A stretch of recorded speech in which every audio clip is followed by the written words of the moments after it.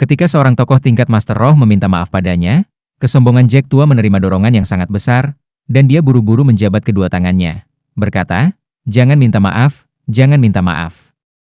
Kami juga salah. Grandmaster, saya akan merepotkan Anda dengan anak ini.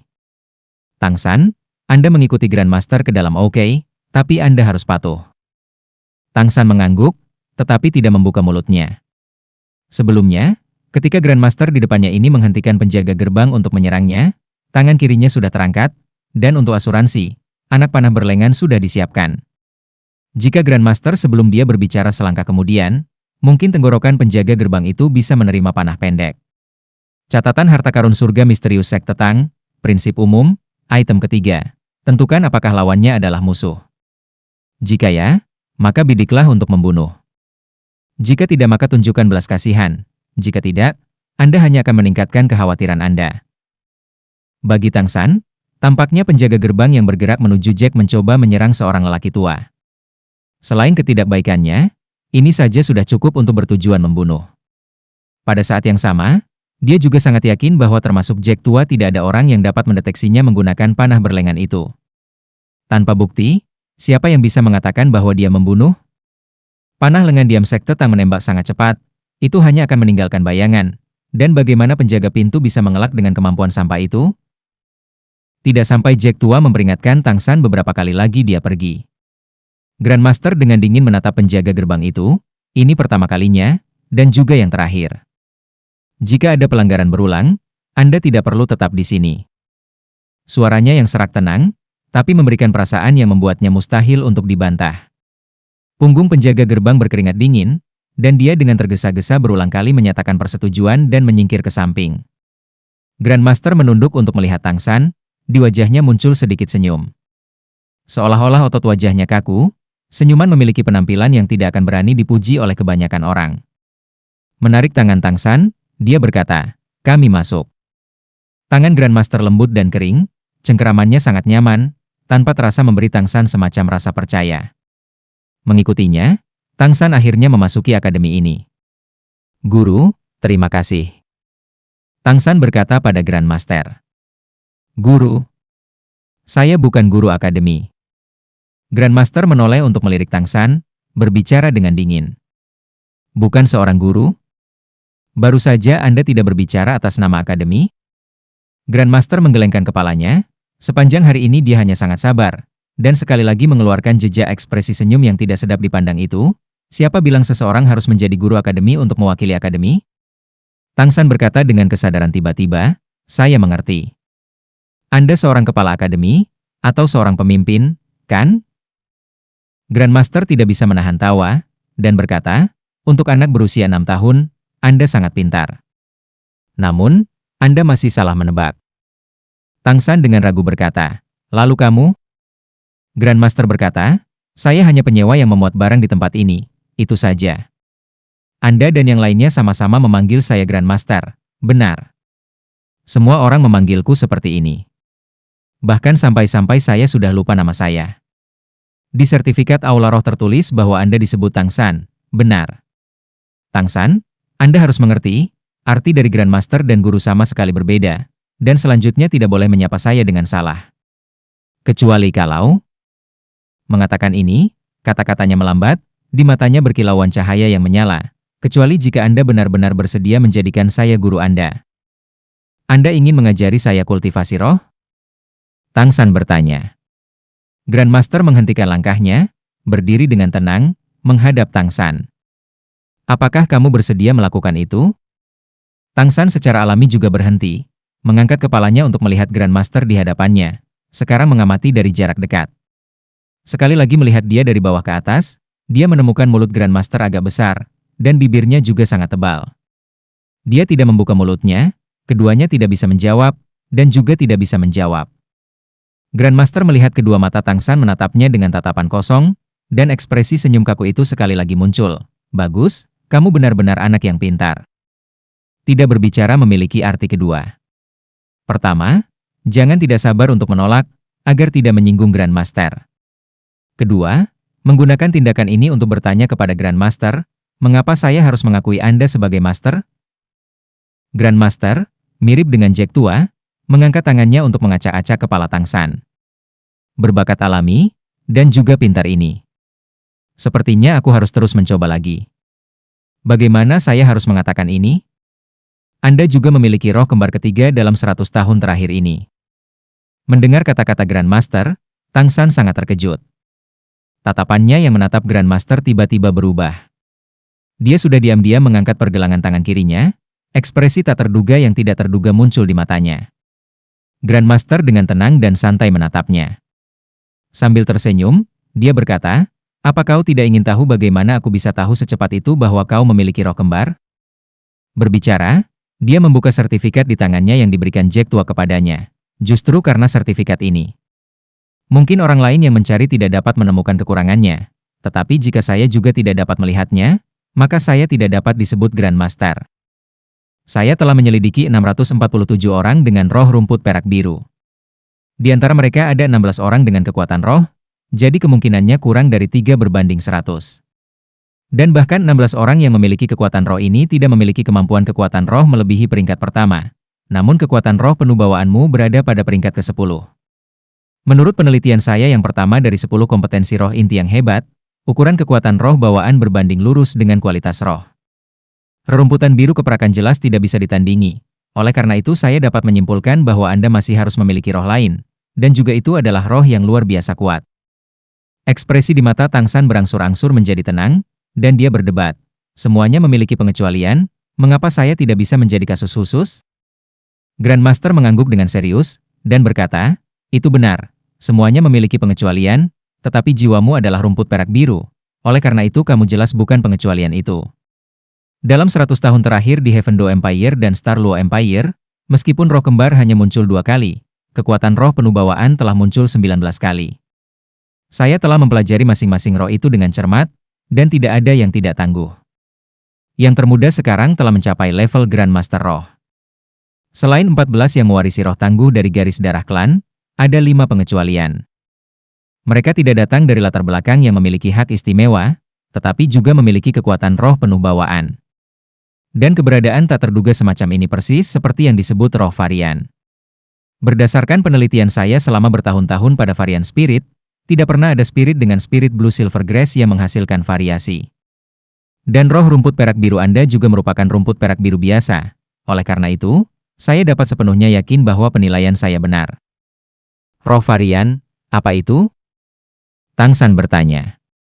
Grandmaster dengan sabar menjelaskan, saya sebelumnya menyebutkan masalah bagaimana roh diwariskan.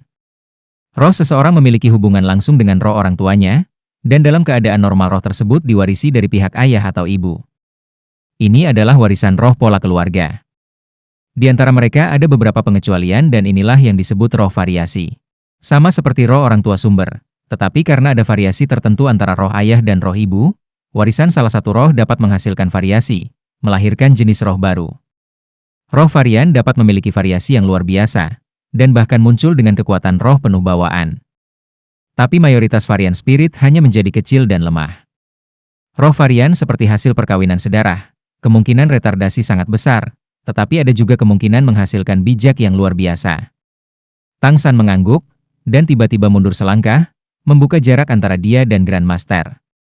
Segera setelah itu, dia berlutut, dan dengan hormat melakukan koutou 3 kali ke arah Grandmaster.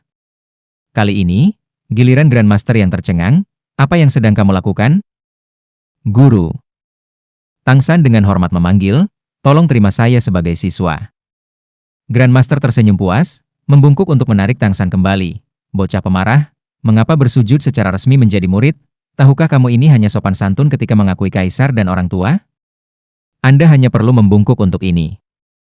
Adat istiadat benua Douluo tentu saja tidak sama dengan keadaan di kehidupan pertama Tang San, tetapi Tang San tentu tidak menganggap kesopanannya terlalu berlebihan, dan dengan sungguh-sungguh berkata, guru sehari adalah ayah seumur hidup.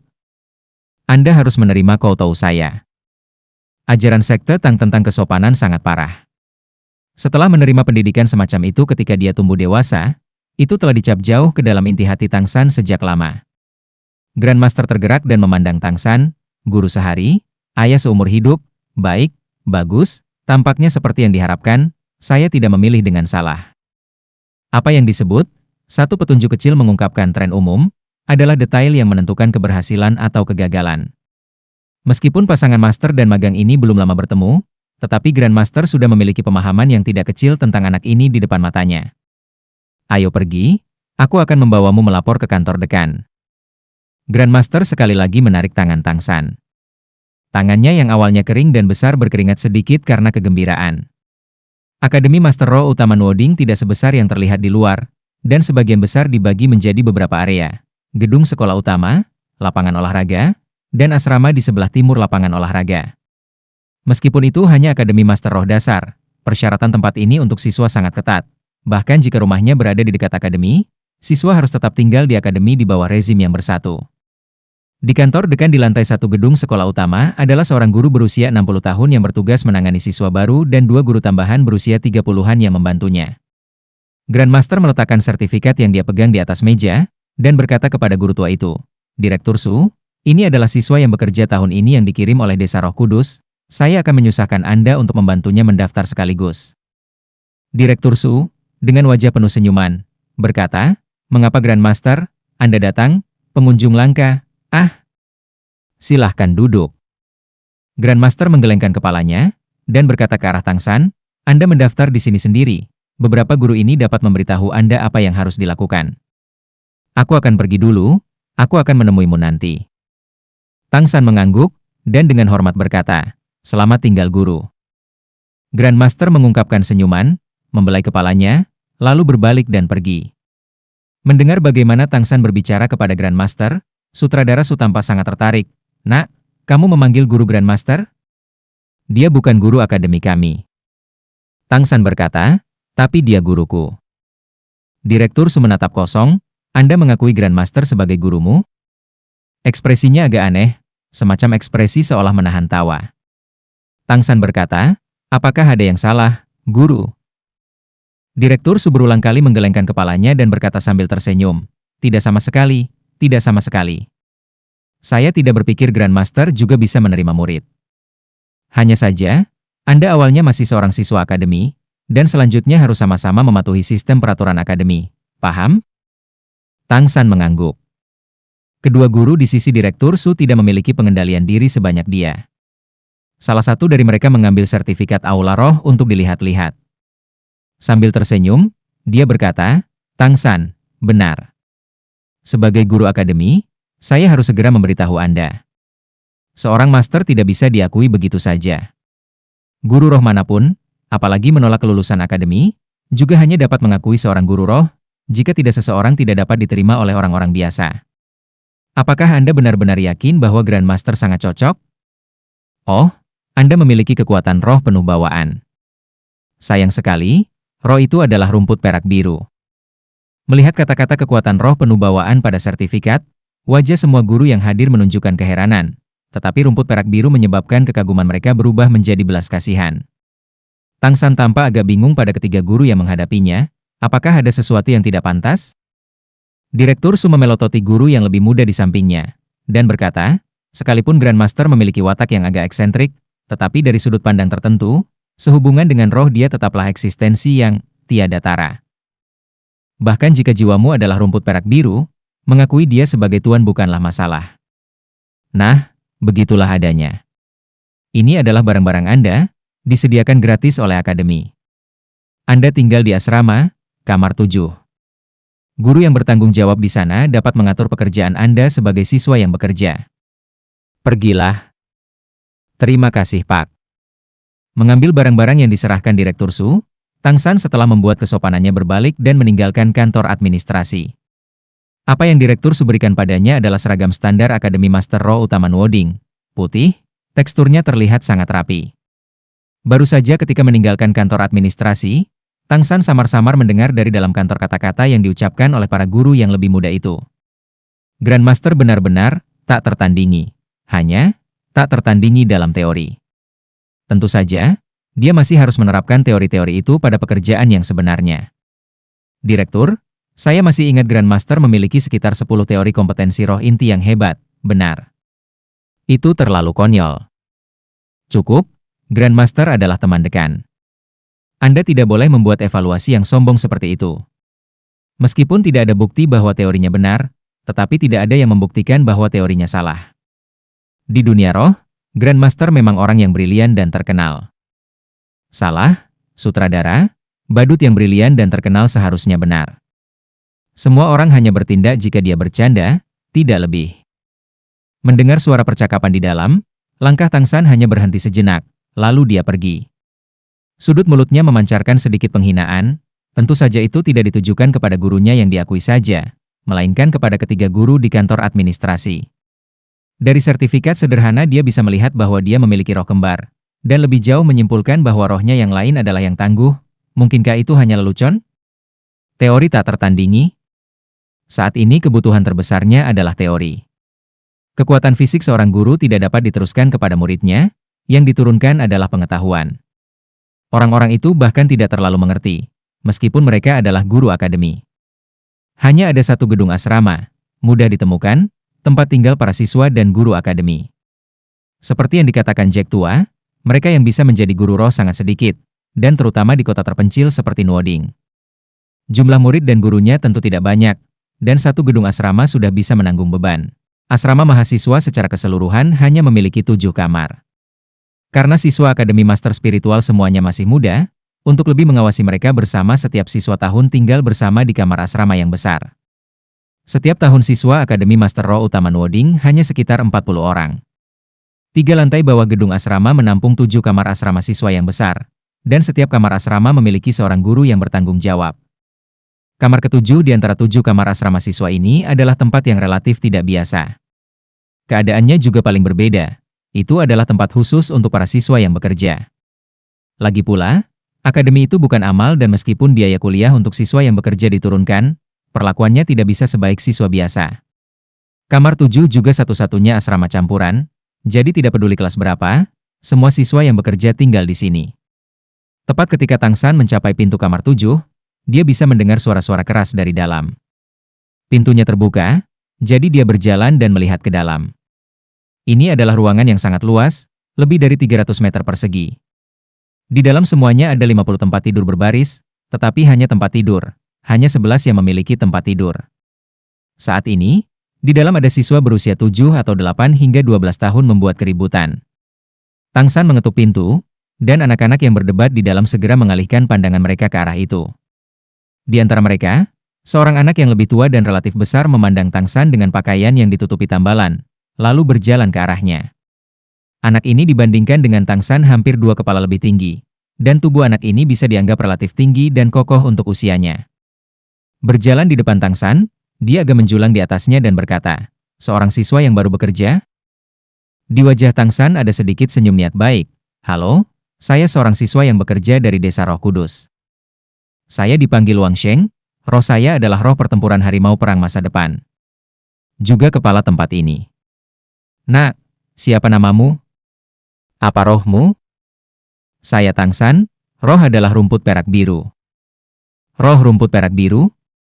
Sejak kapan roh rumput perak biru bisa berkultivasi?" Wang Sheng tampak sangat terkejut. Anak-anak di asrama tertawa terbahak-bahak, memandang Tang San seolah-olah dia idiot. Tang San masih tersenyum, "Tolong biarkan aku lewat, oke?" Wang Sheng tidak memahami kata-kata Tang San. "Little Tert, aku bosnya di sini. Setelah ini kamu dengarkan aku, mengerti?" Senyum di wajah Tang San berangsur-angsur menghilang. "Namaku Tang San, bukan si kecil ketiga." Jika para senior memanggilnya sang kecil, dia tidak akan mengingatnya, atau jika itu adalah bentuk panggilan yang bermaksud baik, itu juga tidak masalah, tetapi yang disebut bos di depan matanya jelas berarti itu untuk menunjukkan kekuatan padanya.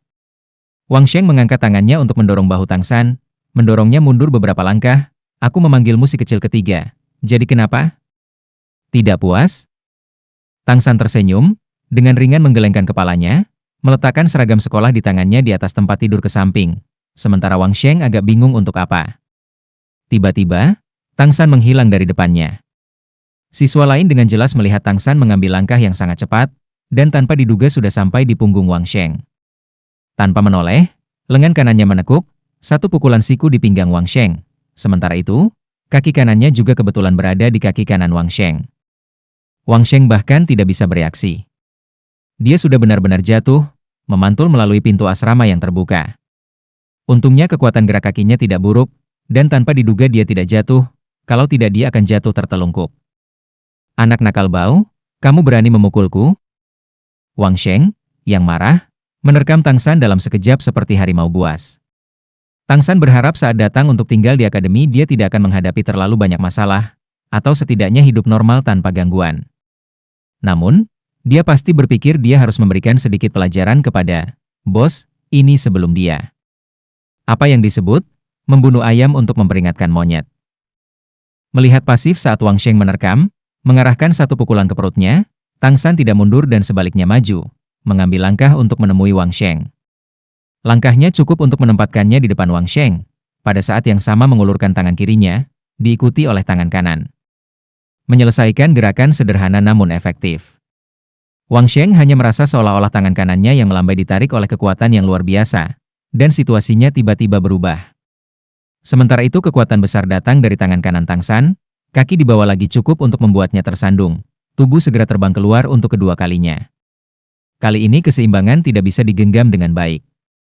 Gerakan sederhana kedua tangan Tang San sudah memanfaatkan pengetahuan rahasia sekte Tang mengontrol keterampilan naga penangkap derek, memanfaatkan kekuatan fisik Wang Sheng sendiri, selain kekuatan fisiknya sendiri. Wang Sheng segera jatuh ke tanah dengan suara gedebuk. Jika pertama kali bisa disebut beruntung, maka untuk kedua kalinya Wang Sheng jelas tidak semudah itu. Ekspresi di mata anak-anak lain yang memandang Tang San tiba-tiba berubah sedikit. Sebuah suara yang seharusnya tidak muncul di mulut seorang anak keluar dari tenggorokan Wang Sheng sebagai raungan teredam, dan samar-samar terlihat bahwa tubuhnya mengeluarkan lapisan cahaya kuning pucat. Tubuh di tanah menerkam dan melesat dalam sekejap. Apakah kecepatan atau kekuatan? Mereka jelas tidak bisa dibandingkan dengan sebelumnya. Roh. Dia menggunakan kekuatan roh. Pikiran ini terlintas di benak Tang San seperti sambaran petir. Namun, roh apa itu lagi? Melihat Wang Sheng meraih pundaknya dengan kedua tangan, Tang San juga mengangkat kedua tangannya, sama-sama mengambil bentuk cakar dan menerima tangan Wang Sheng. Kedua kaki dengan jari-jari kaki menghadap ke dalam, lutut sedikit ditekuk, sambil menjepit kuda-kuda standar kambing. 4 tangan terhubung. Jika beberapa saat yang lalu bisa disebut menggunakan skill, maka itu benar-benar berubah menjadi kontes kekuatan fisik di depan mata mereka. 2 pasang tangan yang ukurannya tidak sama sudah digenggam. Wang Sheng jelas sudah marah oleh Tang San, wajahnya menunjukkan jejak kebiadaban. Saat ini dia menggunakan kekuatan harimau perang rohnya, dan meskipun dia tahu dia tidak bisa benar-benar melukai Tang San, dia setidaknya ingin mengandalkan kekuatan fisiknya untuk mendorong iblis kecil ini ke tanah untuk membuatnya kehilangan muka. Memancarkan kekuatan cakar harimau, Wang Sheng yakin dia benar-benar dibenarkan. Mengandalkan kekuatan dari 5 tahun sebelumnya sebagai siswa, membebani bocah ini di hadapannya seharusnya menjadi masalah yang mudah. Tapi, benarkah seperti itu? Meskipun Tang San kurus dan kecil, dia dapat terus mengayunkan palu tempas setiap hari hampir 1000 kali. Bagaimana kekuatan fisiknya bisa menjadi biasa? Pada saat yang sama ketika Wang Sheng memancarkan kekuatan, dia dapat dengan jelas merasakan bahwa kedua tangan itu, yang jelas lebih kecil darinya, secara tak terduga sekokoh baja. Hampir dalam sepersekian detik, kekuatan fisik memperoleh kemenangan yang luar biasa. Kedua ibu jari Tang San secara bersamaan menggunakan kekuatan mereka. Wang Sheng hanya merasakan sensasi mati rasa di antara ibu jari dan jari telunjuk saat kekuatan rohnya benar-benar dinetralkan oleh sisi lain. Segera setelah itu, Tang San menarik tangannya dengan lompatan ke belakang. Wang Sheng menerkam dari atas untuk memulai. Lompatan mundur Tang San segera menyebabkan dia kehilangan keseimbangan. Dia menyaksikan tanpa daya ketika lutut Tang San muncul di depan wajahnya, di dalam hatinya segera menangis dengan keras karena khawatir. Lutut Tang San mendekati hidungnya.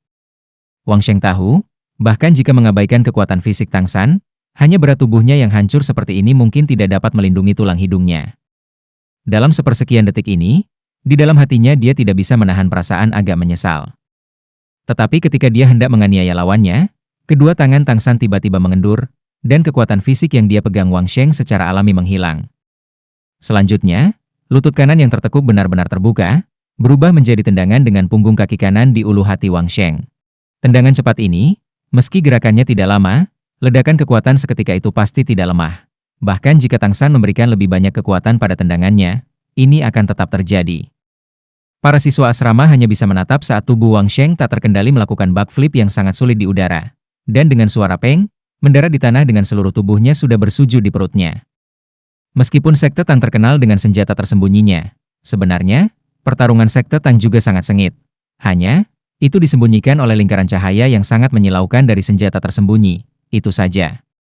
Controlling Crane Capturing Dragon bukan hanya metode membawa kekuatan, tapi pada saat yang sama merupakan teknik bergulat yang luar biasa kuat.